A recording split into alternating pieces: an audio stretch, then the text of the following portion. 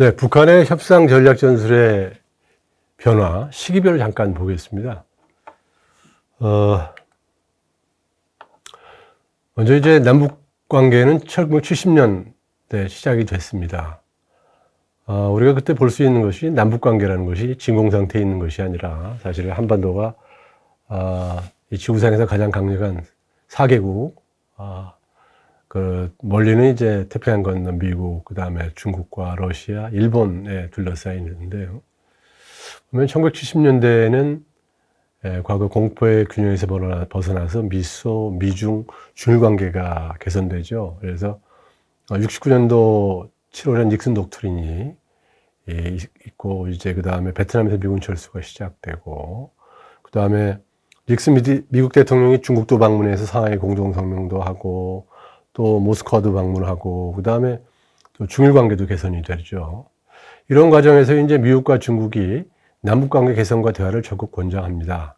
그래서 미국의 조용한 조용으로 남북 대화가 시작됐고, 중국의 주울레죠, 저번라인은 한반도 문제를 해결하기 위해서는 남북 양측이 화해를 이루어 평화통일로 나아가는 방안을 찾아야 된다라고 1971년 8월 10일 뉴욕 타임즈하고 인터뷰 때 그 얘기를 했어요. 사실 우리 첫 번째 접촉이 71년 8월 달에 있었던 걸 보면 우연이라고 할 수 없는 그런 거죠. 그래서 판문점에서 남북의 첫 대화가 시작되고, 남북 간에는 서로를 인정할 수는 없지만 대화 없는 대결에서 대화 있는 대결로 바뀌죠. 그래서 70년대는 남북 적십자회담이라든지 7.4 공동성명도 만들어지고, 남북 조절, 7.4 공동성명의 이행을 위한 남북 조절령에도 회의가 있게 되고, 그 다음에 남북조절위원회가 성과를 내지 못했지만 79년 말에는 평양 세계 탁구 선수권 대회 참가를 위한 남북 체육회담도 이루어지게 됩니다. 이때 보면 북한이 생각했던 것들을 지금 다시 한번 이렇게 쭉 더듬어 보면, 이 정책 환경의 변화에서 북한 같은 경우는 사실은 먼저 그 당시 이제 안보 위협을 제거하기 위해서요. 그래서 특히 69년에 닉슨 독트린에서 주한미군이 감축된다는 그런 얘기가 있었고, 또 70년에 감축 계획도 발표를 했고, 71년 3월 달에는 주한미군이 2만 명이 감축되기도 했어요. 그래서 북한은 오히려 이제 남북 대화를 하기 위해서는 그 주한미군 문제를 항상 제기를 했었는데, 그런 것도 이제 그 제외해서 협상 조건을 제외를 하죠. 물론 이제 북한이 경제상 경쟁이 안 좋았습니다. 그래서 당시만 해도 국가 예산의 30%를 약 국방비에 썼던 것이고, 또 북한이 썼던 그러한 혁명 전략을 더 이상 추진하기가 어려웠던 거죠. 이러한 상황에서 북한은 이제 그때만 해도 체제의 자신감에 바탕을 해서 또 김일성 이미지 제거하고 남조선 혁명 분위기 조성에 초점이 있었던 것 같아요. 그런데 이제 그 북한이 회담을 계속을 했는데 그 북한의 협상 목표를 달성하는 게 어렵죠. 어려우니까 사실은 북한은 강경 전략으로 선회를 하게 됩니다.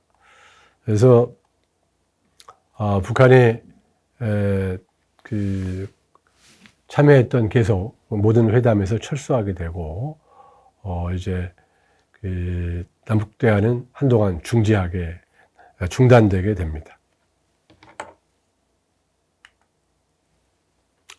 70년대 남북 대화가 중단되었는데, 70년대 또 남북 대화가 중단된 배경에는 이제 우리 국내적으로 79년 말에 이제 큰 정치적 사건도 있었고, 또 그 다음에 이제 새로운 정부가 들어서는 과정에서 대한민국 차원에서도 협상할 수 있는 여건이 되진 못했어요. 그래서 또 북한으로서는 그러한 기회를 이용하려고 노력을 했지만 또 이용할 수도 없었고, 그래서 이제 80년대 초중반에 이제 남북 협상이 이제 진행이 됩니다. 그래서 대결 속에서도 대화 협상이 되죠. 그리고 이제 이러한 가운데 전두환 정부는 공세적인 대북 접근을 합니다. 그래서 북한 1983년 아웅산 사태가 있었음에도 불구하고 1984년 수재 회담 제의도 받아들이고, 북한은 1983년부터 남북미 3자 회담 제의를 하고 남한과 대화를 추진했습니다. 그래서 남한 정세 탐색을 위한 대화, 청문회담 실무대표 접촉도 있었고, 대남 도발 분위기 반전을 위한 대화, 경제회담, 적시자 회담이 84년, 85년에도 열렸고, 상호 불확실성 감소를 위한 회담, 국회 회담을 위한 예비 회담도 몇 번 열렸었죠. 사실 우리에게 최근에 알려졌습니다만 남북 간의 비밀 접촉도 전두환 노태우 정부 때 계속됐다고 해요. 그래서 박철원 당시 정무장관과 북한의 한시애가 42번을 접촉을 했고, 이 중에 이제 전두환 정부에서만 33차례를 접촉했다고 그래요. 그래서 남북 정상회담을 포함해서 여러 가지 남북 간 여러 사안들이 심도 있게 논의됐다고 합니다.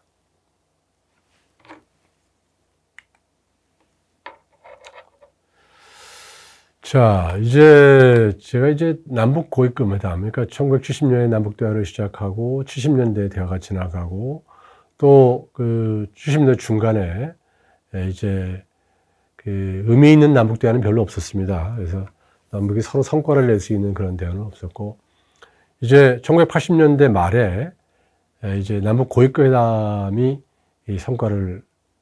남북 고위급 회담이 성과를 내기 시작하죠.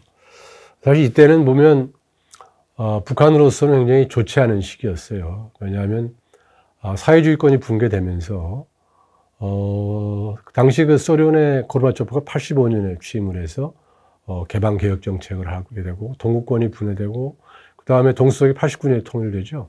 89년에 베릴 장벽이 무너지고 90년에 통일되고 또 남북 예멘도 90년에 통일되는 그러한 상황이죠. 그리고 북한에 우호적으로 경제적 지원을 하던 동구권이 붕괴됐기 때문에 북한으로서는 여러 면에서 정치적인 면에서 경제적인 면에서 어려웠던 그런 시기입니다.